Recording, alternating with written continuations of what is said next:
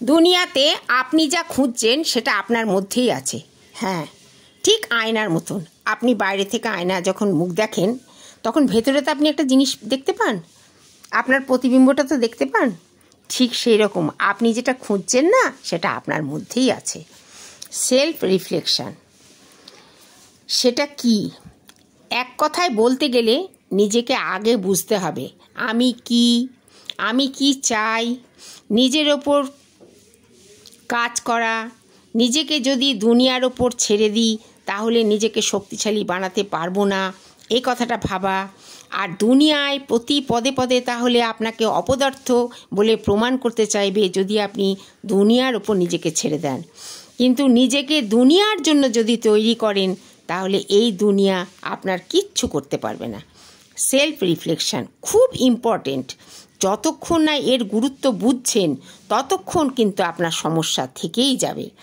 সবাই চায় আমি সবচেয়ে ভালো, আমি নিখুঁত, কিন্তু আশেপাশে এই জিনিস আপনার নানান কিছু জিনিস আপনার চোখে পড়ছে আর তাতে আপনি কনফিউজড হয়ে যাচ্ছেন। নিজেকে জানা, নিজেকে চেনা খুব জরুরি। তাতে কি হয় জানেন? আত্মবিশ্বাস বাড়ে। আয়না কোনোদিন মিথ্যে বলে না। আপনি যখন আপনার আয়নার সামনে দাঁড়ান হুবহু আপনার রিফ্লেকশনটা আপনি দেখতে পান।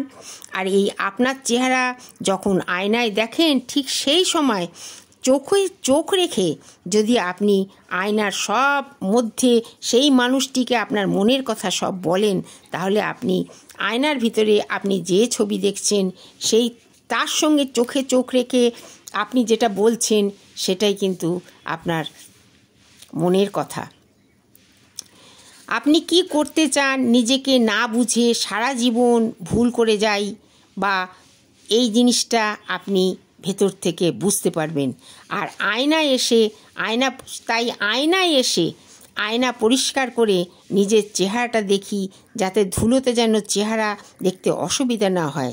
ধুলো যদি চরিত্রে জমে তবে আয়নার ধুলো পরিষ্কার করে কোনো লাভ হয় না। তাই চরিত্রের ধুলো কিভাবে পরিষ্কার করবেন, আর সেটাই কিন্তু আপনার রিফ্লেকশন, সেলফ রিফ্লেকশন।